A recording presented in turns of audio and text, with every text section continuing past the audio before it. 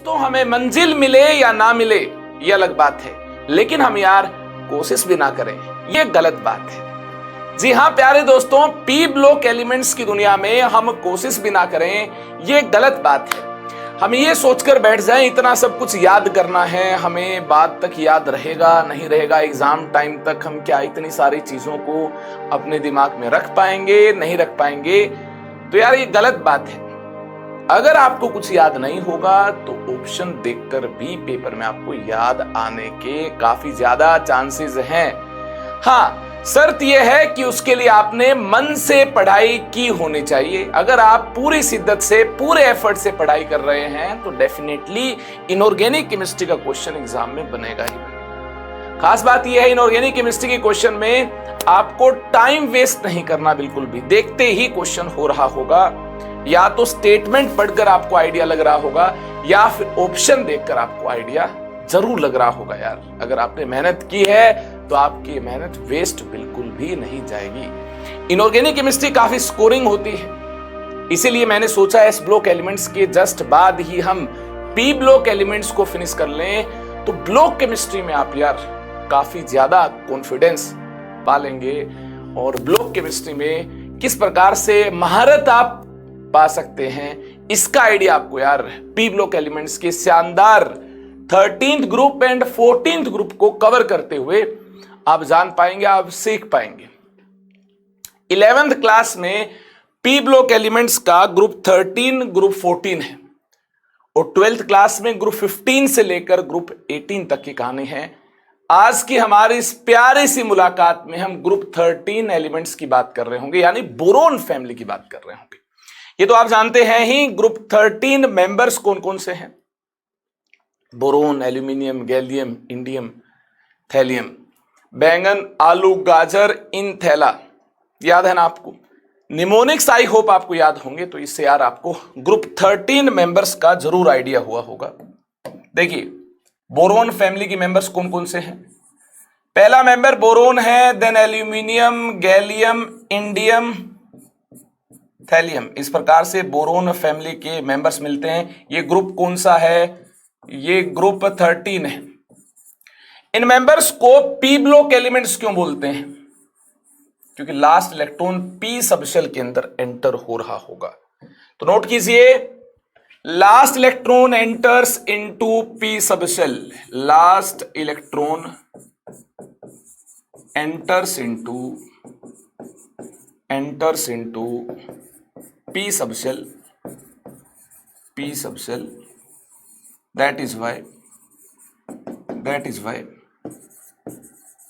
these elements are named as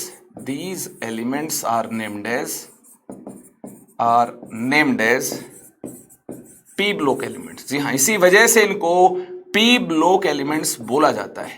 P block elements modern periodic table में ये जो P block elements हैं, ये जो शानदार एलिमेंट्स हैं, ये हमें मिलते हैं ग्रुप 13 से लेकर ग्रुप 18 तक। हाँ, ग्रुप 13 से ग्रुप 18 तक हमें अंतिम इलेक्ट्रॉन पी सबशेल में जाता हुआ मिल रहा होगा। ग्रुप 13 से लेकर ग्रुप 18 तक की हमें बात करनी है, ठीक है। लास्ट इलेक्ट्रॉन, अंतिम इलेक्ट्रॉन पी सबशेल के अंदर एंटर होगा, तो इन एलिमेंट्स को हम यार पी ब्लॉक एलिमेंट्स बोल रहे होंगे। इसमें कोई चिंता की बात नहीं होनी चाहिए, चिंता का विषय नहीं होना चाहिए, क्योंकि कॉन्फ़िगरेशन लिखकर हम देख लेंगे यार क्या वाकई में अंतिम इलेक्ट्रॉन पी सबशेल में एंटर हो रहा है। और मैं बोल रहा हूं तो आप मान लीजिए यार अभी के लिए, बाकी मैं आपको वैलेंस शेल की जनरल कॉन्फ़िगरेशन लिखकर दिखा भी दूंगा। अब जहां तक बात है 11th क्लास के सिलेबस की, तो यार 11th क्लास में हमें क्या करना है? 11th क्लास में हमें यार ये खूबसूरत काम करना है। 11th क्लास में हमारे पास 2 ग्रुप होंगे। कौन कौन से 2 ग्रुप होंगे 11th क्लास में? ग्रुप 13 है और ग्रुप 14 है। ग्रुप 13 होगा, ग्रुप 14 होगा, ठीक है। तो आज हम क्या करेंगे? आज हम ग्रुप 13 को स्टार्ट कर रहे होंगे और कुछ टाइम बाद, ग्रुप 13 को फिनिश करने के बाद कुछ टाइम बाद हम ग्रुप 14 की बात कर रहे होंगे, ठीक है। ये 11th क्लास का सिलेबस है। ग्रुप 13 को बोरोन फैमिली भी बोला जाता है, ठीक है, इसको बोरोन फैमिली बोलते हैं, बोरोन फैमिली भी बोला जाता है। और मेंबर्स ऑफ ग्रुप 14 को क्या बोलते हैं? कार्बन फैमिली बोलते हैं। पहला मेंबर कार्बन है, इनको कार्बन फैमिली बोला जाता है। अब हम बात करें general valence shell electronic configuration की। ग्रुप 13 ग्रुप 14 मेंबर्स के केस में क्या मिलती है? देखिए NH2 NP1 ये मिलती ग्रुप 13 मेंबर्स के केस में। NH2 NP2 ये मिलती है ग्रुप 14 के मेंबर्स के केस में। डाउन द ग्रुप हम मूव कर रहे होंगे, n की वैल्यू चेंज होती जाएगी। n बेसिकली पीरियड नंबर है, n इज पीरियड नंबर। किस प्रकार से वैलेंस शेल की कॉन्फ़िगरेशन मिलती है इसकी हम डिटेल में बात कर रहे होंगे, हर मेंबर के लिए बात कर रहे होंगे। n पीरियड नंबर है, क्लियर है? या आप बोल सकते हैं n जो है ये maximum value of principal quantum number है। प्रिंसिपल क्वांटम नंबर की मैक्सिमम वैल्यू है, मैक्सिमम वैल्यू है। या आप बोल सकते हैं ये जो n है ये principal quantum number, principal quantum number, quantum number of valence shell है। हाँ, वैलेंस शेल का प्रिंसिपल क्वांटम नंबर है ये n की वैल्यू यहां कितनी होगी? सेकंड पीरियड है n की वैल्यू 2 होगी, थर्ड पीरियड n की वैल्यू 3 होगी, फोर्थ पीरियड n की वैल्यू 4 होगी। यहां पीरियड नंबर 5 है तो n की वैल्यू 5 होगी। यहां देखिए पीरियड नंबर 6 है तो n की वैल्यू 6 होगी। जैसा कि आप देख रहे हैं NH2 NP1 ये कॉन्फ़िगरेशन है, जनरल कॉन्फ़िगरेशन है।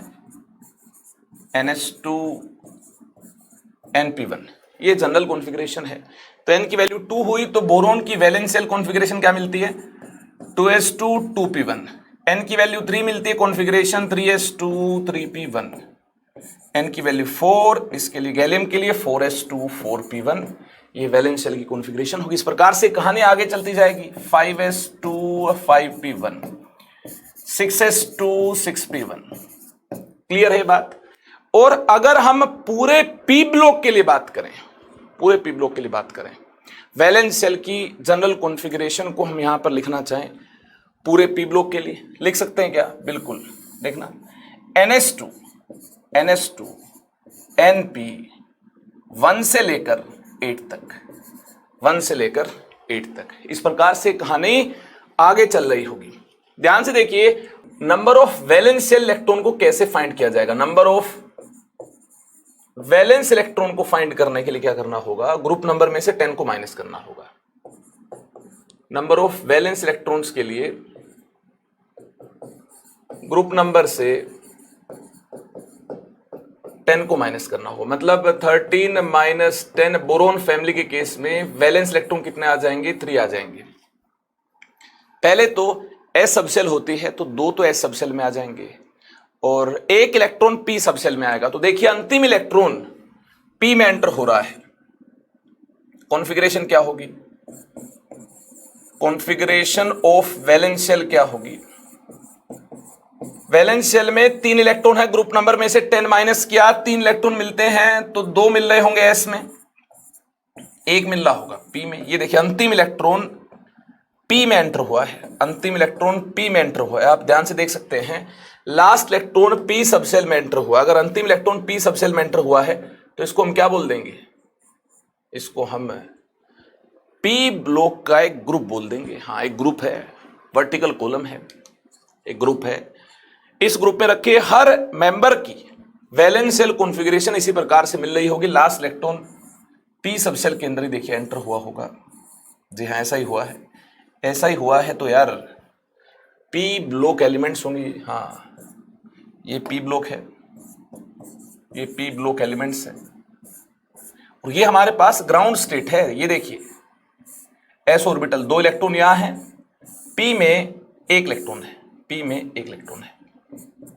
इस प्रकार से NH2 NP1 कॉन्फ़िगरेशन मिल रही है और ये हमारे पास ग्राउंड स्टेट कॉन्फ़िगरेशन है। ये ग्राउंड स्टेट कॉन्फ़िगरेशन है, ये हमारे पास ग्राउंड स्टेट है। क्लियर हुई ये बात? इसमें तो कोई डाउट नहीं है। एक्साइटेड स्टेट की बात करेंगे तो एनर्जी पाकर ये इलेक्ट्रॉन यार आगे भी जंप कर पाएगा। हाँ, आगे भी जंप कर पाएगा। तो इस प्रकार से इलेक्ट्रॉन आगे जंप कर जाए, इससे आपको दिखाई दे रहा होगा 3 बॉन्ड बनाने की यहां टेंडेंसी है। तो कोवैलेंसी क्या होगी? अनपेड इलेक्ट्रॉन मैक्सिमम कितने मिल सकते हैं? मैक्सिमम अनपेड इलेक्ट्रॉन 3 मिल सकते हैं। तो कोवैलेंसी क्या होगी ऐसे केस में? एक्साइटेड स्टेट में अनपेड इलेक्ट्रॉन 3 मिल रहे होंगे, तो कोवैलेंसी क्या कैपेसिटी है बॉन्ड बनाने की? 3 बॉन्ड बन सकते हैं कि नहीं बन सकते? बिल्कुल बन सकते हैं। और मुझे तो लगता है एक खाली ऑर्बिटल भी है यहां पर। हाँ, एक वेकेंट ऑर्बिटल भी मिल रहा है, तो कोवैलेंसी तो एक्सटेंड भी हो सकती है। हाँ, कोवैलेंसी तो एक्सटेंड भी हो सकती है। वेकेंट ऑर्बिटल मिल रहा है तो कोवैलेंसी तो इस प्रकार से एक्सटेंड भी हो सकती है। तो मैक्सिमम केसेस में कोवैलेंसी 3 मिल रही होगी, लेकिन कोवैलेंसी 4 तक एक्सटेंड भी कर पाएगी। क्या कोवैलेंसी 6 भी हो सकती है? अगर कहीं पर डी इन्वॉल्व हुआ, डी भी तो पार्टिसिपेट करेगा। n इज इक्वल टू 3 से आगे, n इज इक्वल टू 3 और n इज इक्वल टू 3 से आगे डी भी तो पार्टिसिपेट कर रहा होगा। हाँ, 3D 4D 5D इस प्रकार से डी सबशेल भी तो मिल रही होगी, डी ऑर्बिटल्स भी तो मिल रहे होंगे। तो ऐसे केस में कोवैलेंसी 6 भी मिल सकती है। हाँ, डी पार्टिसिपेट कर जाए, इन्वॉल्वमेंट ऑफ डी की वजह से कोवैलेंसी एक्सटेंड भी हो सकती है। वन साइडेड शेयरिंग की वजह से, due to coordinate bonding, due to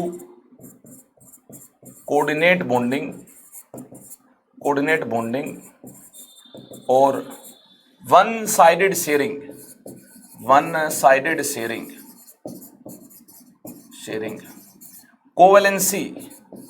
covalency can be extend हो सकती है। ये तो 3 कोवैलेंसी होगी, नॉर्मल बॉन्डिंग के दौरान होगी। ठीक है, ड्यूरिंग नॉर्मल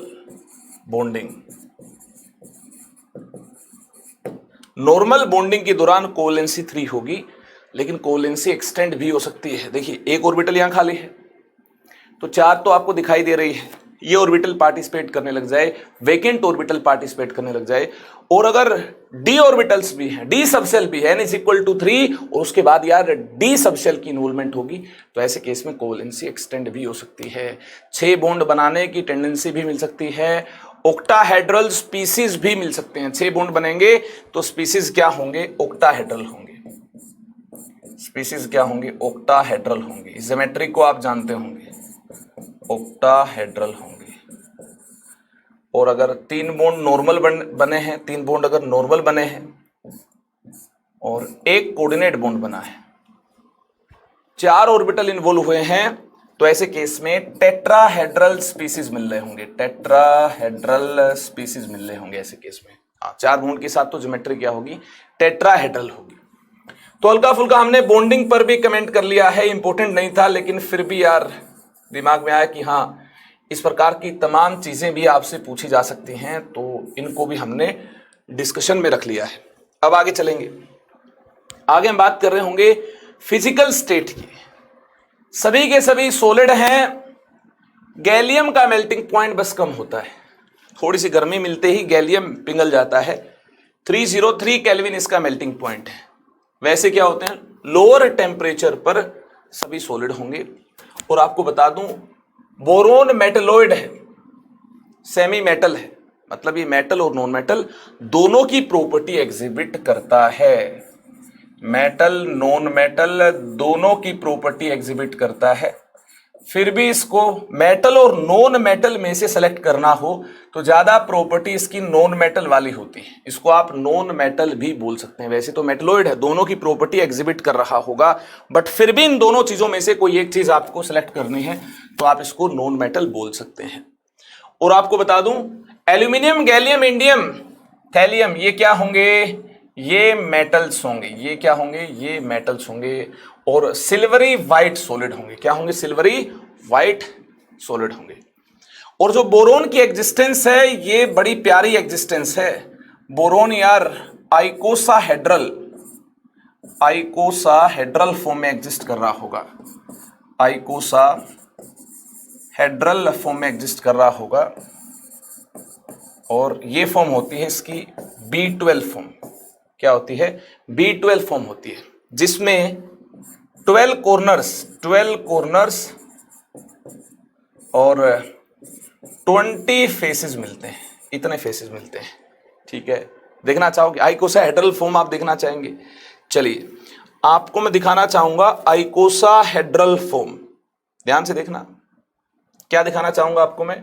आइकोसाहेड्रल फॉर्म दिखाना चाहूंगा। यहां पर देखिए यार, आप हेक्सागन बनाएंगे, एक बड़ी हेक्सागन बना लो जल्दी से, और हेक्सागन में एक छोटू ट्रायंगल बना दो। हेक्सागन में एक छोटू ट्रायंगल बना दो इस प्रकार से। इस प्रकार से हेक्सागन में आप क्या कर दो, एक छोटू ट्रायंगल बना दो। बना दोगे? अरे बना दोगे, बना देंगे जी। ये लीजिए, एक छोटू ट्रायंगल बना दी हमने। अब क्या करेंगे? अब हम इस ट्रायंगल के जो कोने हैं इनको इस प्रकार से मिला देंगे। जो ट्रायंगल के कोने हैं इनको इस प्रकार से मिला देंगे। ठीक है, इस प्रकार से मिला देंगे। ये कोना इसके साथ मिल जाएगा, इसके साथ मिल जाएगा। ठीक है, ये इसके साथ मिल जाएगा, बिल्कुल ये इसके साथ मिल जाएगा, ये इसके साथ मिल जाएगा। ये कलाकारी करनी है, ये इसके साथ मिल जाएगा। इतना काम आपने कर लिया। इसके बाद क्या करना है? ये देखना, ये वाली ट्रायंगल कुछ इस प्रकार से थी। ये जो चोंच है ये नीचे की तरफ मिल रही है। एक ट्रायंगल ऐसी बनाएंगे जो चोंच होगी ऊपर की तरफ होगी। ठीक है, और ये पीछे होगी। इसको डॉटेड लाइन से हमें ड्रॉ करना होगा। एक ट्रायंगल इस प्रकार से बनाएंगे जिसकी चोंच है ये कहां होगी? ऊपर की तरफ होगी, और ये ट्रायंगल पीछे होगी। ठीक है, तो कैसे बनाएंगे हम? कलाकारी कैसे होगी? देखिए, सोचना होगा, दिमाग लगाना होगा भैया, मिस्टेक ना हो जाए। ये चोंच देखिए ऊपर की तरफ होगी, ऊपर की तरफ होगी, इस प्रकार से ट्रायंगल मिल रही होगी। ठीक है, और यहां देखिए, इसको इससे मिला दो, इसको इससे मिला दो, इसको इससे मिला दो। ये पॉइंट आपको क्लियर हुआ? ये पॉइंट आपको क्लियर हुआ तो इसके बाद इसको इससे, इसको इससे, ये काम आपने किया। ठीक है, इसके बाद इसको यहां से पास करते हुए यहां ले जाओ। पहले यहां ले जाओ, फिर यहां ले जाओ, कोई टेंशन नहीं है। इसको यहां से पास करते हुए यहां ले जाओ, यहां ले जाओ।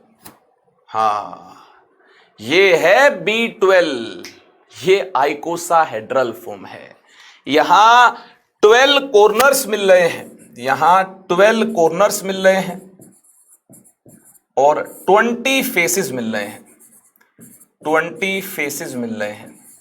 काफी सारे टीचर्स यार ये बताते नहीं हैं उनको लगता है स्टूडेंट्स अपने आप इसको अंडरस्टैंड कर लेंगे, बस हम लिख दें 12 कॉर्नर्स 20 फेसेस, इससे काम चल जाएगा। लेकिन मैं जानता हूं आपको यार बनाकर ही दिखाना पड़ेगा, इसके बिना काम चलेगा नहीं। तो इसलिए मैंने आइकोसाहेड्रल फॉर्म को, B12 को आपके सामने इस प्रकार से खूबसूरत अंदाज में पेश किया है। तो फिजिकल स्टेट को हमने जान लिया, आइकोसाहेड्रल फॉर्म को हमने जान लिया, तो आगे चलें फिर। चलिए आगे चल रहे होंगे, और यार हम बात कर रहे होंगे ऑक्सीडेशन स्टेट की। जो पॉसिबल ऑक्सीडेशन स्टेट है मेंबर्स ऑफ ग्रुप 13 के केस में, ये होगी +1+3। पॉसिबल ऑक्सीडेशन स्टेट +1+3, ये पॉसिबल होंगी। कैसे? देखिए, वैलेंस शेल की कॉन्फ़िगरेशन ये है, या तो एक इलेक्ट्रॉन का लॉस हो, ठीक है, या तो लॉस एक इलेक्ट्रॉन का हो तो +1 ऑक्सीडेशन स्टेट मिल रही होगी, या फिर लॉस इन तीनों इलेक्ट्रॉन का हो, या फिर लॉस इन 2 इलेक्ट्रॉन का भी हो जाए, मतलब टोटल 3 इलेक्ट्रॉन का लॉस हो जाए। After loss of 3 electrons, after loss of 3 electrons, noble gas configuration is attend. Noble gas configuration is attend. Noble gas configuration attain हो जाएगी। We can say that we can say that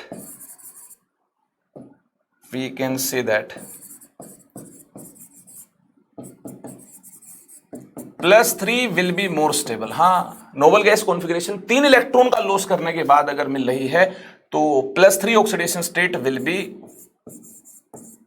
more stable except किसका केस? Accept thallium. Thallium के case में क्या होगा? Thallium के case में +1 is more stable. In case of thallium, due to involvement of 4F, +1 is more stable.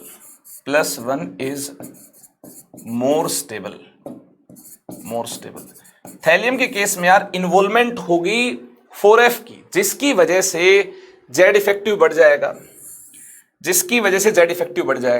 ये nucleus है, 4F की इन्वॉल्वमेंट हुई, Z इफेक्टिव बढ़ गया, ठीक है ना। Z इफेक्टिव इंक्रीज हुआ, इससे क्या होगा? जो NS के इलेक्ट्रॉन होंगे, किसके इलेक्ट्रॉन? जो NS के इलेक्ट्रॉन होंगे, इन पर न्यूक्लियस का होल्ड बढ़ जाएगा।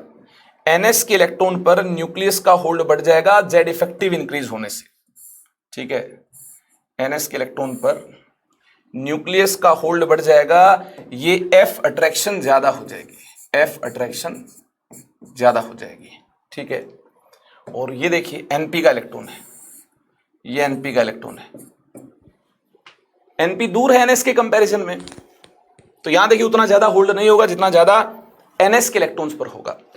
तो यहां से इलेक्ट्रॉन एक्साइट नहीं हो पाएगा, यहां से इलेक्ट्रॉन यार P में नहीं जा पाएगा। बॉन्डिंग तो तब होगी जब इंटरनल एक्साइटेशन होगी, जब अनपेड इलेक्ट्रॉन मिल रहे होंगे। जब इलेक्ट्रॉन NS से NP जंप ही नहीं कर पाएगा, NS में 2 है, NP में 1 है, फिलहाल 1 है। जब इलेक्ट्रॉन यहां से यहां जंप ही नहीं कर पाएगा, अगर जंप ही नहीं कर पाएगा, एनर्जी गैप ज्यादा हो गया है, Z इफेक्टिव इंक्रीज होने से होल्ड देखिए ज्यादा हो गया, होल्ड ज्यादा होने से यहां देखिए कॉन्ट्रैक्शन होगी, कॉन्ट्रैक्शन होगी। एनर्जी वाइज ये यार ज्यादा इस तरफ मिल रही होगी, इसकी एनर्जी कम होगी, इसकी एनर्जी ज्यादा होगी, एनर्जी गैप ज्यादा होगा। तो यहां से यहां इलेक्ट्रॉन कूदी लगा दे, इस अट्रैक्शन को कम बनाते हुए इलेक्ट्रॉन यहां से यहां कूदी लगा दे, इसके लिए एनर्जी रिक्वायरमेंट काफी ज्यादा होगी। अगर एनर्जी रिक्वायरमेंट काफी ज्यादा होगी, इलेक्ट्रॉन कूदी नहीं लगा पाएगा, तो ऐसे केस में ये वाले जो इलेक्ट्रॉन है ये इनर्ट हो गए हैं, ये वाले इलेक्ट्रॉन इनर्ट हो गए हैं। इसी को इनर्ट पेयर इफेक्ट बोलते हैं, और ऐसा 4F आने की वजह से ही होगा। ये जो काम खराब हुआ है NS के इलेक्ट्रॉन का, ये Z इफेक्टिव बढ़ने से हुआ है, और Z इफेक्टिव इसलिए इंक्रीज हुआ है क्योंकि 4F की इन्वॉल्वमेंट हुई है, जिसका पुअर स्क्रीनिंग शिल्डिंग इफेक्ट होता है, ठीक है। In case of thallium due to involvement of 4F +1 is more stable, ठीक है। NS इलेक्ट्रॉन become inert, ठीक है। They do not participate in bonding,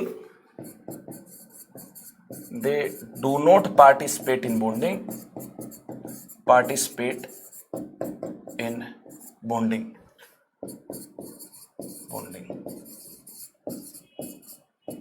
If NP1 participate in bonding, if NP1 participates in bonding,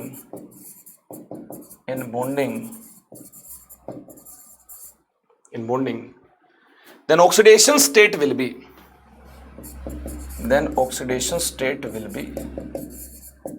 +1। क्या होगी oxidation state? अगर ये participate कर रहा होगा तो +1 होगी। क्लियर है? वैसे इनर्ट पेयर इफेक्ट मैंने आपको पढ़ाया है, कहां बताया inert pair effect? Chemical bonding में मैंने आपको सिखाया इनर्ट पेयर इफेक्ट। आप सर्च कीजिएगा chemistry inert pair effect Amit sir, तो आपको इनर्ट पेयर इफेक्ट में ये वाली बातचीत और ज्यादा डिटेल में मिल जाएगी। वैसे तो मैंने ट्राई किया है इसको रिवाइज करवाने के लिए, पूरी कोशिश मैंने यहां की है, बट फिर भी आपको लगा हो नहीं एक्सप्लेनेशन उतनी ज्यादा मतलब सफिशिएंट नहीं है, प्रॉपर नहीं है, तो भैया देखिए ये इनर्ट पेयर इफेक्ट का लेक्चर नहीं है। तो मैंने तो ट्राई की है कि जस्ट हम गो थ्रू कर लें, बाकी डिटेल में जानने के लिए आपको उस लेक्चर को अटेंड करना होगा जो कि केमिकल बॉन्डिंग में मैंने आपको प्रोवाइड किया है। क्लियर हुई बात? यानी बोरोन, एल्यूमिनियम, गैलियम, इंडियम, यहां तक तो +3 ज्यादा स्टेबल होगी। मुद्दा क्या है? बोरोन, एल्यूमिनियम, गैलियम, इंडियम, यहां तक तो यार +3 ऑक्सीडेशन स्टेट ज्यादा स्टेबल है, दिस इज मोर स्टेबल। और थैलियम के केस में +1 is more stable, +1 is more stable. Clear हुई बात? इसमें तो कोई डाउट नहीं है। अगर इसमें आपको डाउट नहीं तो आगे चलते हैं यार, फिर आगे चलते हैं।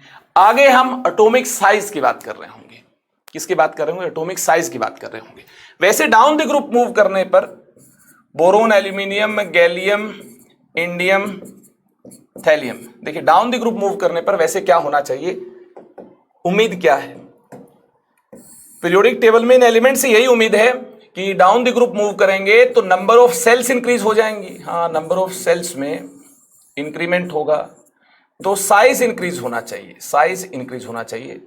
जो एक्सपेक्टेड ऑर्डर है, एक्सपेक्टेड ऑर्डर जो है ये मिलना चाहिए, एक्सपेक्टेड ऑर्डर हमें ये मिलना चाहिए। देखिए यहां हमें एक्सपेक्टेड ऑर्डर ये वाला मिलना चाहिए। बोरोन से बड़ा कौन हो? एल्यूमिनियम हो, फिर गैलियम हो, फिर इंडियम हो, फिर थैलियम हो। लेकिन गड़बड़ हो जाएगी, लेकिन गड़बड़ हो जाएगी। ये जो एक्सपेक्टेड ऑर्डर है ये एक्चुअल ऑर्डर नहीं है। जो एक्चुअल ऑर्डर है ये अलग ही मिलता है। एक्चुअल जो ऑर्डर है ये कुछ अलग ही मिलता है। एक्चुअल ऑर्डर क्या मिलता है? बोरोन के बाद गैलियम, हाँ एल्यूमिनियम देखिए पीछे होगा, मिलना गैलियम पीछे चाहिए था, मतलब गैलियम का साइज बड़ा मिलना चाहिए था, लेकिन गैलियम का साइज तो यार छोटा मिल रहा है। ऐसा क्यों? सोचिए ऐसा क्यों? हाँ, फिर कोई एबनॉर्मल ट्रेंड नहीं मिलेगा, बस यहीं पर ही कुछ लोचा हुआ है, बस लोचा यहीं पर ही हुआ। ये आपको अंडरस्टैंड करना ऐसा क्यों हुआ है। ये पीरियोडिक प्रॉपर्टीज में मैंने आपको सिखाया था। आप एल्यूमिनियम से गैलियम जाएंगे तो यहां देखिए इन्वॉल्वमेंट हुई है 3D की, या इन्वॉल्वमेंट हुई है 3D की। 3D की इन्वॉल्वमेंट यहां हुई है। कॉन्फ़िगरेशन लिखकर देखना, आपको 3D की इन्वॉल्वमेंट पता चल रही होगी। अगर 3D की इन्वॉल्वमेंट यहां हुई, इसका पुअर स्क्रीनिंग शिल्डिंग इफेक्ट है। हाँ, D&F का पुअर स्क्रीनिंग शिल्डिंग इफेक्ट होता है। अगर इसका पुअर स्क्रीनिंग शिल्डिंग इफेक्ट है, ऐसा है, तो क्या बोल देंगे भाई? पुअर स्क्रीनिंग शिल्डिंग इफेक्ट है, तो ऐसे केस में बोल देंगे इसका जो साइज है, गैलियम का जो साइज है, ये आपको छोटा मिल रहा होगा, ये छोटा मिल रहा होगा, साइज में कॉन्ट्रैक्शन मिल रही होगी। इस कॉन्ट्रैक्शन का नाम स्कैंडाइड कॉन्ट्रैक्शन है। जेड इफेक्टिव ज्यादा मिल रहा होगा तो कॉन्ट्रैक्शन मिल रही होगी, ऐसी कॉन्ट्रैक्शन का नाम स्कैंडाइड कॉन्ट्रैक्शन है। और यहां देखना थ्योरी में बताया भी गया है, on moving down the group from boron to aluminium atomic radii first increases due to increase in number of shells. जी हां, नंबर ऑफ सेल इंक्रीज होंगी तो भैया एटॉमिक रेडियाई इंक्रीज होगा। Aluminium to gallium, then aluminium to gallium atomic radii decreases because of poor shielding of d subshell, है ना। Involvement of d subshell starts, it has poor screening or shielding, it is unable to compensate increased nuclear charge। ये increased nuclear charge को compensate करने में कामयाब नहीं हो पाएगा। जो डी सबसेल है ये इंक्रीज न्यूक्लियर चार्ज को कंपनसेट करने में कामयाब नहीं हो पाएगी। रिपल्शन से कंपनसेट किया जा सकता है, लेकिन यहां तो यार जेड इफेक्टिव तेजी से बढ़ गया है, जेड इफेक्टिव तेजी से बढ़ गया है। स्क्रीनिंग और शील्डिंग जो है डी सबसेल की पुअर है, इस वजह से ऐसा हुआ है। तो साइज में कॉन्ट्रैक्शन देखने को मिल रहा होगा। गैलियम छोटू हो जाएगा एल्यूमिनियम से, ठीक है। इस कॉन्ट्रैक्शन को हम क्या बोल देंगे? स्कैंडाइड कॉन्ट्रैक्शन बोल देंगे। This contraction is named as scandide contraction. After that gallium to thallium size increases due to increment in number of shells. हाँ, गैलियम के बाद फिर क्या होगा भैया? फिर नॉर्मल ट्रेंड होगा, फिर साइज जो है वो इंक्रीज कर रहा होगा। अब कई बच्चे कहेंगे सर लास्ट में 4F आ गई, तो यहां भी इस प्रकार की कॉन्ट्रैक्शन मिलनी चाहिए थी। देखिए 4F आ गई, उस वजह से जितनी इंक्रीमेंट मिलनी चाहिए थी ना यार, प्रैक्टिकल डेटा कहता है उतनी इंक्रीमेंट नहीं मिल रही है, लेकिन फिर भी साइज तो थैलियम का ही बड़ा है। तो इसलिए यहां पर मैंने बात नहीं की कि यहां पर कोई एक्सेप्शन आया है, एक्सेप्शन है ही नहीं। 4F आने से इंक्रीमेंट कम हो गई है, लेकिन साइज तो अब भी थैलियम का ही बड़ा मिल रहा है। तो इस प्रकार का एक्सेप्शन यहां देखने को नहीं मिलता भैया, गलती मत करना। इस प्रकार का एक्सेप्शन थैलियम के केस में देखने को नहीं मिलता है। प्रैक्टिकल डेटा की आप बात करें तो हमारे पास देखिए इस प्रकार से प्रैक्टिकल डेटा भी है, आप यहां से भी देखकर बता सकते हैं। देखिए 85 पिकोमीटर, 143 पिकोमीटर, और ये देखिए साइज इसका कम मिलता है, मतलब यहां मिलता है ऑर्डर में। और उसके बाद देखना जो इंडियम से थैलियम इंक्रीमेंट होना चाहिए था, कम इंक्रीमेंट हुआ क्योंकि यहां पर 4f इन्वॉल्व है। यहां क्या इन्वॉल्व है? 4f इन्वॉल्व है। क्लियर हुई बात? कोई डाउट तो नहीं है। आयनिक रेडियाई का ट्रेंड देखें तो जिन इलेक्ट्रॉन्स पर यार डी सबशेल पार्टिसिपेट करने की वजह से पुअर स्क्रीनिंग शिल्डिंग इफेक्ट लग रहा था, वो पुअर स्क्रीनिंग शिल्डिंग इफेक्ट नहीं लगेगा। हाँ, आपने NS और NP के इलेक्ट्रॉन निकाल दिए तो फिर अंदर क्या होगी? गैलियम के केस में डी होगी। हाँ, वही बाहर वाली सेल हो जाएगी। अब इस केस में जो अंदर थी NS NP के इलेक्ट्रॉन निकालने के बाद वही क्या हो जाएगी? अब वही बाहर वाली सेल हो जाएगी। वह खुद अपने ऊपर तो पुअर स्क्रीनिंग शिल्डिंग इफेक्ट लगाएगी नहीं, दूसरे के ऊपर लगा सकती पुअर स्क्रीनिंग और शिल्डिंग इफेक्ट। तो ऐसे केस में ये जो पुअर स्क्रीनिंग शिल्डिंग इफेक्ट की वजह से एबनॉर्मल ट्रेंड मिल रहा था, आयनिक रेडियाई में मैं आपको ये बताना चाह रहा हूं एबनॉर्मल ट्रेंड नहीं मिल रहा होगा। डाउन द ग्रुप मूव करने पर साइज जो है देखना इंक्रीज कर रहा होगा। क्लियर हुई बात? मैं कह रहा हूं भैया 3-3 इलेक्ट्रॉन निकालोगे तो सबकी खोपड़िया में 3+ मिल रहा होगा। ये बात समझ आई कि नहीं आई? और आपने NS और NP दोनों से इलेक्ट्रॉन निकाल दिए हैं। अब जो डी सबशेल पहले पुअर स्क्रीनिंग और शिल्डिंग इफेक्ट लगा रही थी वैलेंस इलेक्ट्रॉन पर, अब नहीं लगा पाएगी क्योंकि अब वो खुद ही वैलेंस शेल हो जाएगी। आयन के केस में वो खुद ही वैलेंस शेल हो जाएगी, वैलेंस शेल का हिस्सा हो जाएगी। तो ऐसे केस में अगर वो खुद स्क्रीनिंग शिल्डिंग इफेक्ट नहीं लगा रही होगी तो फिर भैया ऑर्डर तो फिर नंबर ऑफ सेल इंक्रीज करने पर वही मिल रहा होगा जैसा मिलना चाहिए। जो एक्सपेक्टेड ऑर्डर था पहले वैसा ही ऑर्डर मिलना चाहिए। हाँ, जो एक्सपेक्टेड ऑर्डर इस केस में भी होगा, जो पहले था वैसा ही ऑर्डर यहां पर मिल रहा होगा। डाउन द ग्रुप मूव करने पर नंबर ऑफ सेल्स इंक्रीज करने से आयनिक रेडियाई इंक्रीज कर रहा होगा। बोरोन 3+ का डेटा नहीं दिया है क्योंकि बोरोन 3+ की फॉर्म में एग्जिस्ट करता ही नहीं, आयनिक फॉर्म में बोरोन एग्जिस्ट करता ही नहीं है। क्योंकि यार बोरोन से इलेक्ट्रॉन छीनना बहुत मुश्किल है। बोरोन की आयोनाइजेशन एनर्जी काफी ज्यादा होती है, बोरोन आयन की फॉर्म में नहीं मिलता, बोरोन मेटल नहीं है।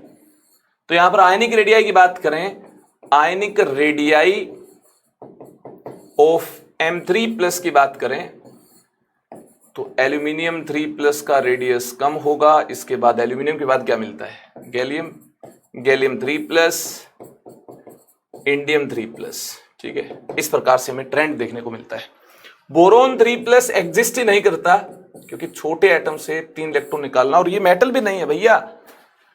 तो इस प्रकार से अगर ये इलेक्ट्रोपॉजिटिव नहीं है, ये तो मेटल है, इलेक्ट्रोपॉजिटिव इलेक्ट्रॉन का लॉस कर पाएंगे, लेकिन ये इस प्रकार से इलेक्ट्रोपॉजिटिव नहीं, तो भैया ये इस ट्राई पॉजिटिव स्टेट में एग्जिस्ट करता नहीं है। तो इसके आयनिक रेडियाई की हम लोग बात नहीं कर रहे होंगे। और पुअर स्क्रीनिंग शिल्डिंग क्यों नहीं लगेगा? बाहर के इलेक्ट्रॉन चले गए। अब जो डी सबशेल है वही देखिए आयन के केस में वैलेंस शेल की कोरेस्पोंडिंग होगी। मतलब क्या ही पुअर स्क्रीनिंग शिल्डिंग इफेक्ट लगाएगी अगर वो खुद ही वैलेंस शेल हो गई है। क्लियर है? खुद ही वैलेंस शेल हो गई है।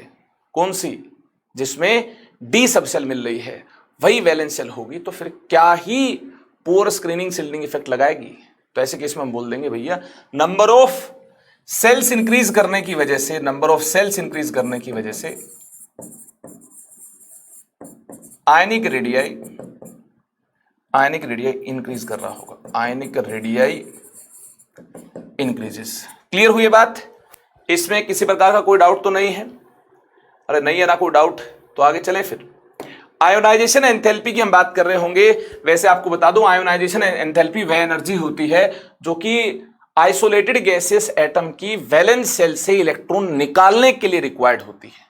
Minimum energy which is required to remove an electron from outermost shell of isolated gaseous atom, उस एनर्जी को आयोनाइजेशन एंथैल्पी बोलते हैं। और आयोनाइजेशन एंथैल्पी जेड इफेक्टिव के साथ तो होती डायरेक्टली रिलेटेड, जेड इफेक्टिव के साथ तो होती डायरेक्टली रिलेटेड, साइज के साथ ही मिलती है इनवर्सली रिलेटेड, साइज के साथ मिलती है इनवर्सली रिलेटेड। तो यहां देखना एक्सेप्शन आएगा, बोरोन छोटा है तो आयोनाइजेशन एंथैल्पी ज्यादा होगी, बोरोन छोटा है तो आयोनाइजेशन एंथैल्पी बोरोन के केस में ज्यादा होगी। यहां साइज कम मिलता है इसलिए आयोनाइजेशन एंथैल्पी मैक्सिमम होगी इस केस में, इसलिए आयोनाइजेशन एंथैल्पी क्या होगी, मैक्सिमम होगी इस केस में। इसके बाद एल्यूमिनियम नहीं, इसके बाद थैलियम, थैलियम, अरे ऐसा क्यों, इसके बाद फिर गैलियम, अरे एल्यूमिनियम तो है ही नहीं, हाँ भैया यही तो जादू है। थैलियम इसलिए क्योंकि इसमें 4f की इन्वॉल्वमेंट हुई है, 4f की इन्वॉल्वमेंट होने से जेड इफेक्टिव इतना बढ़ गया है कि वैलेंस शेल के इलेक्ट्रॉन को निकालने में दिक्कत आएगी। न्यूक्लियस का होल्ड इतना बढ़ गया है कि वैलेंस शेल के इलेक्ट्रॉन को निकालने में ज्यादा एनर्जी लग रही होगी, ठीक है। जेड इफेक्टिव 4f आने की वजह से ज्यादा मिलता है, तो भैया आयोनाइजेशन एंथैल्पी बोरोन के बाद मिलती है ज्यादा, ठीक है। और यहां देखना, यहां 3D की इन्वॉल्वमेंट हुई है, तो यहां देखिए इसकी पुअर स्क्रीनिंग शील्डिंग की वजह से जेड इफेक्टिव इंक्रीज हुआ होगा, लेकिन जितना यहां इंक्रीज हुआ होगा उतना इंक्रीज नहीं हुआ होगा। तो हम क्या बोल देंगे, इंक्रीमेंट अगर कम है, अगर न्यूक्लियस का होल्ड उतना ज्यादा नहीं है, जेड इफेक्टिव उतना ज्यादा नहीं है, तो ऐसे केस में हम बोल देंगे इसके बाद गैलियम मिल रहा होगा। फिर हम आंसर यार साइज के बेसिस पर कर रहे होंगे। एल्यूमिनियम इंडियम के केस में इस प्रकार का लोचा होगा नहीं, क्योंकि डी की इन्वॉल्वमेंट पहली बार यहां हुई है, यहां डी पड़ा रहे इसमें डी, क्या फर्क पड़ता है, इन दोनों में डी है। फिर देखिए हम लोग यहां पर यार साइज के बेसिस पर आंसर कर रहे हैं। यहां डी की इन्वॉल्वमेंट पहली बार तो यहां हुई है, तो जो देखिए डी इंपैक्ट छोड़ेगा वो यहां छोड़ेगा, ठीक है। और गैलियम का तो यार साइज भी छोटा मिलता है, गैलियम का तो साइज भी छोटा मिलता है, तो इसकी आयोनाइजेशन एंथैल्पी तो ज्यादा मिलनी चाहिए। इसमें स्कैंडाइड कॉन्ट्रैक्शन होती है, याद है ना आपको, साइज वाला ऑर्डर, बोरोन के बाद गैलियम फिर एल्यूमिनियम, याद आया होगा आपको। तो आयोनाइजेशन एंथैल्पी के ट्रेंड में एल्यूमिनियम से ऊपर मिलेगा, इसका साइज छोटा मिलता है, क्लियर हुई बात। और थैलियम क्यों आगे इससे, क्योंकि 4f इन्वॉल्व होने से जेड इफेक्टिव और ज्यादा एक्सटेंड में इंक्रीज हुआ होगा, तो आयोनाइजेशन एंथैल्पी थैलियम की गैलियम से क्या मिलेगी, ज्यादा मिलेगी। अब यहां एल्यूमिनियम और इंडियम के केस में आप बात कर लेंगे आगे जाने पर, देखिए साइज इंक्रीज हुआ है, आयोनाइजेशन एंथैल्पी डिक्रीज हुई है। तो इस प्रकार से डबल धमाका हुआ है यहां पर, है ना, डबल एक्सेप्शन बोलते हैं इसको। कैसे, थैलियम आगे आ गया, हाँ बोरोन के बाद है, लेकिन पीछे मिलना चाहिए था थैलियम, यहां मिलता है, बोरोन के बाद मिलता है, एक तो ये है। और बोरोन के बाद एल्यूमिनियम मिलना चाहिए था, क्या मिल रहा है, गैलियम मिल रहा है, क्योंकि गैलियम का साइज एल्यूमिनियम के साइज से क्या है, छोटा है। हाँ 3D की इन्वॉल्वमेंट हुई है भैया, स्कैंडाइड कॉन्ट्रैक्शन का केस है ये, याद आया होगा आपको। इस प्रकार से डबल धमाका मिलता है 3D और 4f के पुअर स्क्रीनिंग और शिल्डिंग इफेक्ट की वजह से ऐसा हो पाया है। अब हम इलेक्ट्रोनेगेटिविटी की बात कर रहे होंगे। इलेक्ट्रोनेगेटिविटी जो है ये डिक्रीज करेगी, पहले बोरोन से एल्यूमिनियम इलेक्ट्रोनेगेटिविटी डिक्रीज कर रही होगी, साइज इंक्रीज करने से इलेक्ट्रोनेगेटिविटी डेफिनेटली डिक्रीज की होगी। साइज इंक्रीज करने की वजह से इलेक्ट्रोनेगेटिविटी भैया डिक्रीज की होगी, इलेक्ट्रोनेगेटिविटी डिक्रीज की होगी। इस मायावी टेबल में अगर हम देखें, इस मायावी टेबल में देखें तो डेटा भी आपको दिया गया है। इस मायावी टेबल में अगर देखें तो यार डेटा भी हमें दिया गया है। देखिए क्या डेटा दिया गया इलेक्ट्रोनेगेटिविटी का, बोरोन की इलेक्ट्रोनेगेटिविटी 2 है, पोलिंग स्केल पर बात करें एल्यूमिनियम की 1.5 है, फिर 1.6, 1.7, 1.8। तो देखिए बोरोन की इलेक्ट्रोनेगेटिविटी क्या मिलती है, 2 मिलती है, 2 मिलती है। एल्यूमिनियम की 1.5 मिलती है। फिर ये इलेक्ट्रोनेगेटिविटी इंक्रीज क्यों हो रही है, क्यों इंक्रीज हो रही है, देखिए इनमें तो डी इन्वोल्ड है, इनमें तो डी इन्वोल्ड है, डी इज इन्वोल्ड। पहली बार डी कहां इन्वोल्व हुई है, डी किसमें इन्वोल्ड है, पहली बार डी यहां इन्वोल्व हुई है, इनमें तो डी इन्वोल्ड है, डी इन्वोल्ड, पहली बार डी इसमें इन्वोल्व हुई, तो देखना यार इलेक्ट्रोनेगेटिविटी बढ़ गई है। अगर यहां डी इन्वोल्ड है, डी इन्वोल्ड है, तो जेड इफेक्टिव इंक्रीज हुआ, इलेक्ट्रोनेगेटिविटी इंक्रीज हुई। चलिए ये वाला पॉइंट क्लियर हो गया। अब जो थैलियम का केस है, यहां पर डी के साथ एफ भी इन्वोल्ड है। यहां देखिए डी तो इन्वोल्ड है ही, डी तो इन्वोल्ड है ही, एफ भी इन्वोल्ड है इस केस में। तो इस केस में जेड इफेक्टिव और इंक्रीज हुआ होगा। अगर जेड इफेक्टिव और इंक्रीज हुआ होगा तो देखना इलेक्ट्रोनेगेटिविटी इससे ज्यादा मिल रही होगी। हाँ डेफिनेटली ज्यादा मिल रही है, देखना 1.8 मिल रही है। तो इस प्रकार से यार जेड इफेक्टिव इंक्रीज करने की वजह से, डी एंड एफ इन्वॉल्व होने की वजह से डाउन द ग्रुप मूव करने पर इलेक्ट्रोनेगेटिविटी जो है ये इंक्रीज कर पाई है। आई होप इस बात को भी आप नोट कर लेंगे। इसके बाद डेंसिटी की हम बात कर रहे होंगे। जैसा कि आप जानते हैं डेंसिटी मास बाय वॉल्यूम है। जैसा कि आप जानते हैं डेंसिटी क्या है, density is mass by volume, mass by volume. अगर मास का वेरिएशन तेजी से हो रहा है, हाँ मास का वेरिएशन अगर डाउन द ग्रुप मूव करने पर तेजी से हो रहा है, वैसे तो वॉल्यूम भी इंक्रीज करती है इन जनरल केस, लेकिन मास का वेरिएशन अगर तेजी से हो रहा है तो डेंसिटी भी आपको यार इंक्रीज होती हुई मिल रही होगी। और इनफैक्ट एस ब्लॉक एलिमेंट से कोरस्पॉन्डिंग एस ब्लॉक एलिमेंट से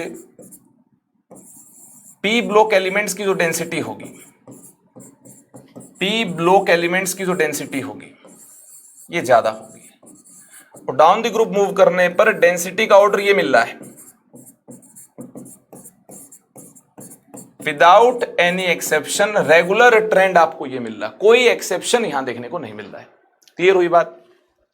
इसके अलावा मैं आपको बता दूं, नॉर्मली सॉलिड की डेंसिटी लिक्विड फॉर्म से ज्यादा मिलती है, लेकिन आइस के केस में ऐसा नहीं होता। आइस फ्लोट करती है पानी पर, आइस की डेंसिटी पानी से क्या मिलती है, कम मिलती है। ऐसा आइस के अद्भुत स्ट्रक्चर की वजह से हुआ है। इसमें वॉइड्स मिलते हैं, हाइड्रोजन बॉन्डिंग होती है तो वेकेंट साइट मिलती है, वॉइड्स मिलते हैं, जिस वजह से मास बाय वॉल्यूम इसकी वैल्यू कम मिलती है, डेंसिटी कम मिलती है, तो आइस यार पानी पर फ्लोट कर रही होती है। ठीक है, ऐसा गैलियम, जर्मेनियम और बिस्मथ के केस में भी होगा। हाँ, ऐसा अनयूजुअल स्ट्रक्चर ऑफ गैलियम की वजह से भी होगा। गैलियम सॉलिड की डेंसिटी गैलियम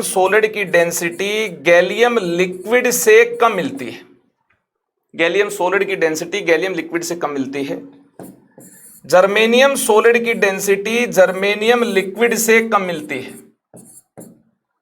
इसके अलावा बिस्मथ के केस में ऐसा होता है, बिस्मथ सॉलिड की डेंसिटी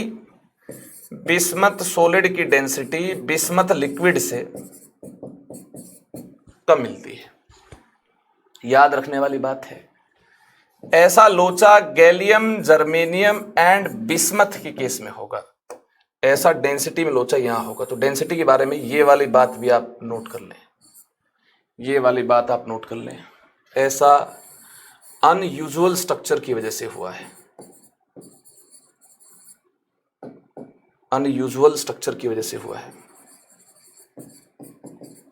ठीक है।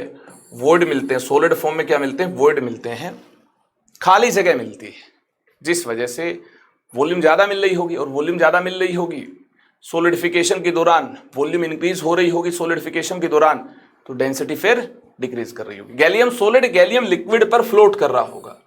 हम क्या बोल सकते हैं, गैलियम सॉलिड गैलियम लिक्विड पर फ्लोट कर रहा होगा। आगे देखिए, metallic and electropositive character. Boron तो मेटलॉइड है, एल्यूमिनियम जो है ये मेटल है।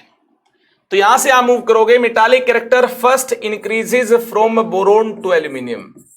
आप यहां से मूव करेंगे तो आपको मेटालिक कैरेक्टर इंक्रीज होते हुए मिल रहे होंगे, और नीचे जाएंगे, थैलियम के केस में तो लोअर ऑक्सीडेशन स्टेट ज्यादा स्टेबल होती है, ये तो कम इलेक्ट्रॉन लूज कर पाएगा।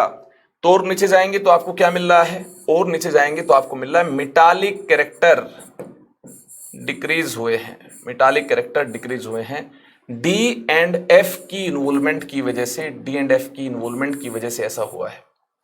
इलेक्ट्रॉन लूज करने की जो टेंडेंसी है कम हुई है, ठीक है, तो मेटालिक कैरेक्टर डिक्रीज हुए हैं। यहां देखना, सेमी मेटल से मेटलॉइड से आप मेटल की तरफ जा रहे हैं तो मेटालिक कैरेक्टर ऑब्वियसली इंक्रीज हुए होंगे। हाँ, इसमें तो कोई संदेह आपको होना नहीं चाहिए। और यहां देखना, जब एल्यूमिनियम से थैलियम की तरफ जा रहे हैं, और थैलियम ऐसा केस है जहां लोअर ऑक्सीडेशन स्टेट ज्यादा स्टेबल है, मतलब मेटालिक कैरेक्टर कम मिल रहे हैं, तो मेटालिक कैरेक्टर एल्यूमिनियम से थैलियम क्या हुए हैं, डिक्रीज हुए हैं। ठीक है, तो gallium to indium, then metallic character decreases, या आप बोल सकते हैं इसके बाद gallium to thallium, metallic character decreases.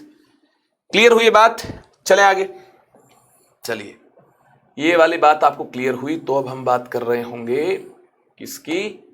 Boiling point and melting point की। Boiling point decreases from boron to thallium. Boiling point में रेगुलर ट्रेंड मिलता है भैया। Boiling point inter particle attraction के साथ डायरेक्टली रिलेटेड मिलता है। और इस प्रकार से अगर हम बोरोन से थैलियम की तरफ मूव करें, boron, aluminium, gallium, indium, thallium, इस प्रकार से मूव करें तो इंटर एटॉमिक इंटरेक्शन जो है ये डिक्रीज हो रही होगी। इंटर एटॉमिक इंटरेक्शन डिक्रीज हो रही होगी तो बॉइलिंग पॉइंट भी डिक्रीज हो रहा होगा। बॉइलिंग पॉइंट का रेगुलर ट्रेंड मिलेगा। लेकिन जो मेल्टिंग पॉइंट है ये इफेक्टिवनेस ऑफ पैकिंग पर डिपेंड कर रहा होगा। इफेक्टिवनेस ऑफ पैकिंग पर डिपेंड कर रहा होगा मेल्टिंग पॉइंट, और इसके साथ साथ इंटर पार्टिकल अट्रैक्शन पर तो डिपेंड कर ही रहा होगा, लेकिन इफेक्टिवनेस ऑफ पैकिंग पर ज्यादा डिपेंड कर रहा होगा। तो ग्रुप 13 के मेंबर्स के केस में बात करें, boron, aluminium, gallium, indium, thallium, इस प्रकार से बात करें तो देखना बोरोन से गैलियम तक हम जा रहे हैं तो मेल्टिंग पॉइंट डिक्रीज हुआ है, और गैलियम के बाद फिर इंक्रीज हुआ है, गैलियम के बाद फिर इंक्रीज हुआ है। और ऐसा गैलियम के अनयूजुअल स्ट्रक्चर की वजह से हुआ है। ऐसा गैलियम के अनयूजुअल स्ट्रक्चर की वजह से हुआ है। गैलियम का मेल्टिंग पॉइंट लोएस्ट है, लोएस्ट मेल्टिंग पॉइंट है। तो melting point first decreases and then increases. आप ये देखना चाहते हैं कि किस प्रकार से कंप्लीट ट्रेंड मिल रहा होगा, इंक्रीजिंग या डिक्रीजिंग ऑर्डर में हमें ट्रेंड मिल रहा होगा। तो इस प्रकार से आप देख सकते हैं मेल्टिंग पॉइंट का ऑर्डर ये है। ज्यादा मेल्टिंग पॉइंट इसका देखिए कम है, इसका लोएस्ट है, इसका लोएस्ट है। तो अगर हम देखें तो इस प्रकार से मेल्टिंग पॉइंट हमें डिक्रीज होता हुआ मिल रहा है। ये यहां आ जाएगा, इसके बाद ये मिल रहा होगा, और ये तो भैया बिल्कुल लास्ट में चला जाएगा, ये तो बिल्कुल लास्ट में चला जाएगा। तो रेगुलर ट्रेंड की हम बात करें तो बॉइलिंग पॉइंट का रेगुलर ट्रेंड मिलेगा, मेल्टिंग पॉइंट का रेगुलर ट्रेंड नहीं मिलेगा। फिर भी इंक्रीजिंग डिक्रीजिंग ऑर्डर में हम लिखना चाहें तो बोरोन, एल्यूमिनियम, इसके बाद थैलियम, फिर इंडियम और गैलियम लास्ट में। ठीक है, कंप्लीट ट्रेंड हम बिल्कुल शानदार अंदाज में लिखना चाहें, डिक्रीजिंग ऑर्डर में इसकी बात करना चाहें तो डिक्रीजिंग ऑर्डर में हमें ट्रेंड यार ये मिल रहा होगा। आई होप इसमें किसी प्रकार का संदेह आपको नहीं है। क्लियर हुई बात? तो चलें फिर आगे हम बात कर रहे होंगे oxidising potential and reducing character की। Oxidising potential and reducing character की मतलब M से M3+ तक जाने की टेंडेंसी की हम बात कर रहे होंगे। M से M3+ तक जाने की टेंडेंसी की हम बात कर रहे होंगे। देखिए, M से M3+ जाने की जो टेंडेंसी है ये बोरोन की तो बिल्कुल नहीं होगी बोरोन की तो बिल्कुल नहीं होगी, क्योंकि बोरोन तो यार मेटलॉइड है, मेटल तो है नहीं, तो इस प्रकार से आयन की फॉर्म में बोरोन तो नहीं मिलता है। मतलब ऐसी टेंडेंसी बोरोन के लिए तो हम मेजर करने वाले हैं नहीं। ठीक है, अब एल्यूमिनियम जो है ये ज्यादा मेटालिक कैरेक्टर रखता है। एल्यूमिनियम के मेटालिक कैरेक्टर ज्यादा मिलते हैं, और मेटालिक कैरेक्टर नीचे जाने पर, देखिए बोरोन से एल्यूमिनियम तो इंक्रीज हुए मेटालिक कैरेक्टर, नीचे जाने पर मेटालिक कैरेक्टर डिक्रीज हुए हैं, मेटालिक कैरेक्टर डिक्रीजेस। ठीक है, तो tendency to lose electrons, metallic character decrease हुए हैं तो टेंडेंसी टू लूज इलेक्ट्रॉन्स, ये टेंडेंसी भी डिक्रीज हुई है। टेंडेंसी टू लूज इलेक्ट्रॉन्स, ठीक है ना, ये टेंडेंसी भी डिक्रीज हुई है। मेटालिक कैरेक्टर डिक्रीज हुए हैं मतलब इलेक्ट्रोपॉजिटिव नेचर डिक्रीज हुआ है, इलेक्ट्रॉन लूज करने की टेंडेंसी डिक्रीज हुई है। अगर ऐसा हुआ है तो यार ये अपने आप को ऑक्सीडाइज करने की टेंडेंसी क्या कर रहे होंगे, डिक्रीज कर रहे होंगे डाउन द ग्रुप। हाँ, डाउन द ग्रुप मूव कर रहे हैं तो इलेक्ट्रॉन लूज करने की टेंडेंसी डिक्रीज हुई है, मतलब ऑक्सीडाइज करने की टेंडेंसी इनकी कम हुई है, मतलब ऑक्सीडेशन पोटेंशियल डिक्रीज हुआ है, ऑक्सीडेशन पोटेंशियल डिक्रीज हुआ है, ऑक्सीडेशन पोटेंशियल डिक्रीज हुआ है। ऑक्सीडेशन पोटेंशियल डिक्रीज हुआ मतलब दूसरे को रिड्यूस करने की टेंडेंसी डिक्रीज हुई है। हाँ, खुद को ऑक्सीडाइज करने की टेंडेंसी अगर डिक्रीज हुई है तो रिड्यूसिंग कैरेक्टर डिक्रीज हुआ है। रिड्यूसिंग कैरेक्टर, दूसरे को रिड्यूस करने की टेंडेंसी डिक्रीज हुई है, खुद को ऑक्सीडाइज करने की टेंडेंसी अगर डिक्रीज हुई है डाउन द ग्रुप मूव करने पर, तो दूसरे को रिड्यूस करने की टेंडेंसी क्या हुई, डिक्रीज हुई है। तो हमें ऑक्सीडाइजिंग पोटेंशियल और रिड्यूसिंग कैरेक्टर का ऑर्डर ये मिल रहा होगा। बोरोन की तो हम बात ही नहीं करेंगे क्योंकि ये तो इस फॉर्म में जाएगा नहीं, आयनिक फॉर्म में एग्जिस्ट कर नहीं रहा होगा, तो हम एल्यूमिनियम से इस ऑर्डर की बात कर रहे होंगे। और डाउन द ग्रुप मूव करने पर इलेक्ट्रोपॉजिटिव कैरेक्टर, मेटालिक कैरेक्टर अगर डिक्रीज हुआ है तो इस प्रकार से हम बात करेंगे कि यार ऑक्सीडाइजिंग पोटेंशियल और रिड्यूसिंग कैरेक्टर भी डिक्रीज हो रहा होगा। क्लियर हुई है बात? डाउट तो नहीं है इसमें? नहीं है डाउट? तो आगे चलें। अरे आगे चलें क्या? आगे हम बात कर रहे होंगे बॉन्डिंग की। आगे हम बात कर रहे होंगे बॉन्डिंग की, बॉन्डिंग, बॉन्ड फॉर्मेशन की बात कर रहे होंगे, नेचर ऑफ बॉन्डिंग की बात कर रहे होंगे। आगे हम नेचर ऑफ बॉन्डिंग की बात कर रहे होंगे। बॉन्डिंग, बोरोन यार ट्राई पॉजिटिव आयन तो बनाता नहीं है। बोरोन की आयोनाइजेशन एंथैल्पी का जो सम है ये बहुत ज्यादा होगा। The sum of first 3 ionisation enthalpies is very high for boron. ठीक है ना? बोरोन के केस में IE1 छोटे साइज की वजह से, ड्यू टू स्मॉल साइज की वजह से जो IE1 plus IE2 plus IE3 ionisation enthalpy का जो सम होगा ये वेरी लार्ज होगा, ये वेरी लार्ज होगा, वेरी लार्ज। तो बोरोन यार B3 प्लस की फॉर्म में एग्जिस्ट नहीं कर रहा होगा। बोरोन इस फॉर्म में एग्जिस्ट नहीं कर रहा होगा। अगर बोरोन इस फॉर्म में एग्जिस्ट नहीं कर रहा होगा, आयनिक फॉर्म में एग्जिस्ट नहीं कर रहा होगा, तो it does not form ionic compounds ये नहीं बनाएगा due to non existence of B3 plus.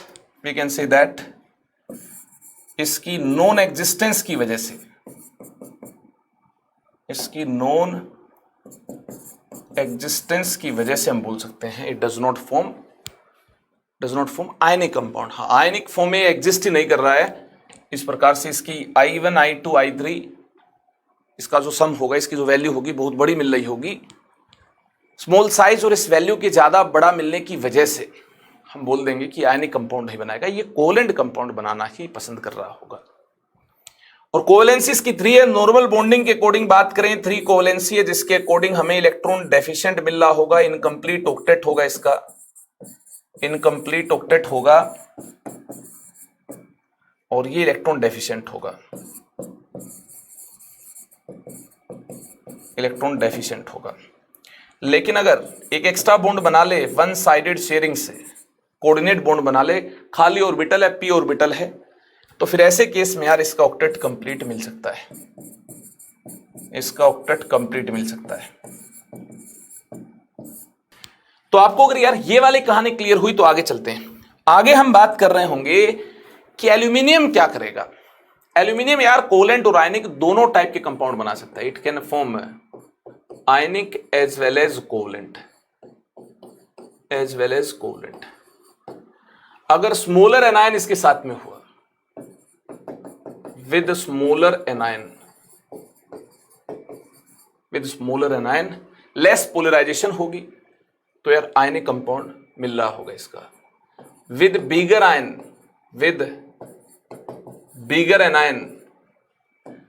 Anion के केस में मोर पोलराइजेशन होगी। हाँ, पोलराइजेशन ज्यादा होगी, तो फजान रूल के अकॉर्डिंग कोवेलेंट कैरेक्टर ज्यादा मिल रहे होंगे। स्मॉलर एनायन है तो पोलराइजेशन कम होगी, कोवेलेंट कैरेक्टर कम होंगे, आयनिक कैरेक्टर ज्यादा होंगे। जैसे एल्यूमिनियम 3+ के साथ F- है, F माइनस है, और एल्यूमिनियम 3+ के साथ Cl माइनस है। ये बिगर एनायन है। हाँ, Cl माइनस का साइज बड़ा होगा तो भैया यहां तो पोलराइजेशन ज्यादा हुई होगी। अगर Cl माइनस बड़ा एनायन है, अगर ये बड़ा है, ठीक है, ये अगर बड़ा है तो यहां तो पोलराइजेशन ज्यादा हुई होगी। अगर ये छोटू है तो यहां पोलराइजेशन कम हुई होगी। यहां इतनी ज्यादा हुई है कि भैया ये कोवेलेंट AlCl3 कोवेलेंट, इतनी ज्यादा पोलराइजेशन हुई है, ये कोवेलेंट है, और यहां पोलराइजेशन इतनी कम हुई है कि ये आयनिक है, ये आयनिक है। Al3+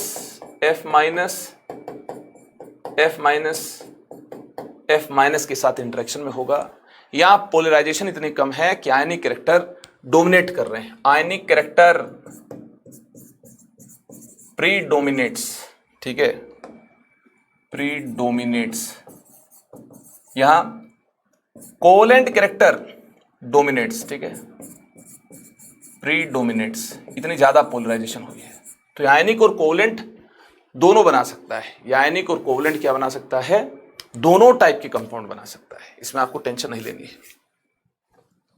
गैलियम की बात करें, नीचे जाएंगे तो यार साइज इंक्रीज होता जाएगा, साइज इंक्रीज होता जाएगा, जिसकी वजह से पोलराइजिंग पावर डिक्रीज होती जाएगी। साइज ऑफ कैटायन इंक्रीज होता जाएगा, नीचे जाएंगे, साइज ऑफ कैटायन इंक्रीज होता जाएगा, नीचे जाएंगे तो पोलराइजिंग पावर डिक्रीज हो रही होगी, तो tendency to form covalent compounds ये डिक्रीज हो रही होगी। नीचे वाले मेंबर्स, मोस्ट ऑफ मेंबर्स क्या बनाएंगे? ये यार आयनिक कंपाउंड्स ही ज्यादातर बनाएंगे। आयनिक कैरेक्टर ही इनके कंपाउंड्स में डोमिनेट कर रहे होंगे। तो इस प्रकार से हमने कोवेलेंट और आयनिक कैरेक्टर की भी यार जनरल वे में बात कर ली है, ठीक है। इन डेप्थ तो यार हम इस चैप्टर में आगे चलेंगे, ढेर सारे कंपाउंड को जान रहे होंगे तो कोवेलेंट और आयनिक कैरेक्टर की हम वहां बात कर लेंगे। कोवेलेंट और आयनिक कंपाउंड से हम डील कर लेंगे। हाँ, कंपाउंड को देखकर बता देंगे भैया ये कोवेलेंट, ये आयनिक है, तो उससे बेहतर तो देखिए इनके बारे में और क्या ही हम अंडरस्टैंडिंग कर पाएंगे, ठीक है ना। अभी नहीं कर पाएंगे, आगे तो डेफिनेटली कर ही पाएंगे। आगे तो हम इनके बारे में जब कंपाउंड वाइज हम डिस्कशन कर रहे होंगे, ये बोरोन के कंपाउंड, ये एल्यूमिनियम के कंपाउंड, ये गैलियम के कंपाउंड, तो वहां पर कोवेलेंट और आयनिक कैरेक्टर की बात कर रहे होंगे तो आपकी सारी कंफ्यूजन वहां पर दूर हो रही होगी। फिलहाल बोरोन फैमिली के इस बेसिक पार्ट में इतना ही। केमिकल प्रॉपर्टीज के साथ यार हमारी मुलाकात अगले सेशन में हो रही होगी। उम्मीद है आपने यार कॉन्सेप्चुअली इस सेशन को अटेंड किया होगा और सारी चीजें आपने अंडरस्टैंड की होंगी और याद भी कर ली होंगी। तो इसी के साथ हमारी बोरोन फैमिली की ये वाली कहानी, बोरोन फैमिली का जो जनरल डिस्कशन है, ये कंप्लीट हुआ। अब हम अगले सेशन में केमिकल प्रॉपर्टीज को जान रहे होंगे, उसके बाद कंपाउंड्स का डिस्कशन हो रहा होगा। विदाई का समय हो गया दोस्तों, नोट्स बना लेना और यार बार बार रिवाइज कर लेना। परफेक्शन बार बार रिवाइज करने से ही आएगी। मैं तो इनऑर्गेनिक केमिस्ट्री में ऐसे रिवीजन करता था कि जैसे तीसरे दिन हम लोग लेक्चर अटेंड कर रहे हैं तो पहले दिन से लेकर तीसरे दिन का पूरा काम रिवाइज कर डालो। चौथे दिन लेक्चर अटेंड कर रहे हैं, फोर्थ लेक्चर को हम अटेंड कर रहे हैं तो सारा रिवाइज कर डालो, ठीक है।